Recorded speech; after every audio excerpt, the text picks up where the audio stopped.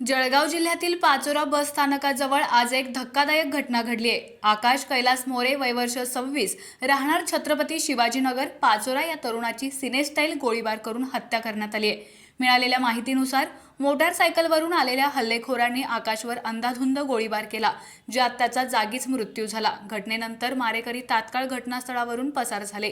घटनेची माहिती मिळताच पोलिसांनी तात्काळ घटनास्थळी धाव घेतली। पंचनामा करून आकाशचा मृतदेह ग्रामीण रुग्णालयात दाखल करण्यात आला।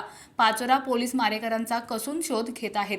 6:30 वाजता पाचोरा शहरामध्ये पाचोरा बस स्टँडजवळ एका फायरिंगच्या घटना घडलेल्या आहे। फायरिंगच्या घटनेमध्ये आकाश मोरे म्हणून एका इसम बस स्टँडजवळ उभा होते।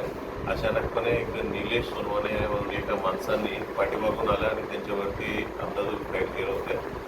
त्याच्यानं घटना घडल्यानंतर आकाश मोरेंना हॉस्पिटल नेलं होतं आणि त्यांना ब्रॉड डिक्लेअर करण्यात आलेलं आहे।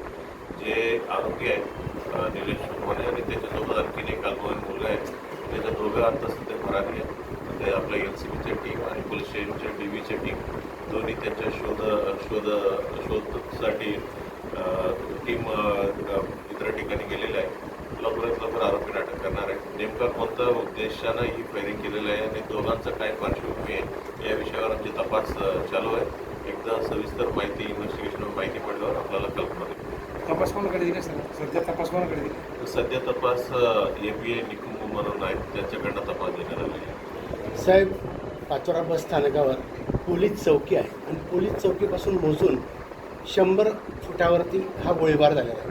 तर ऑन ड्युटी तुमचे एकही पोलीस त्या ठिकाणी हजर नव्हतं अशी माहिती प्राप्त आहे। यावर त्याच्यावर माहिती घेईल।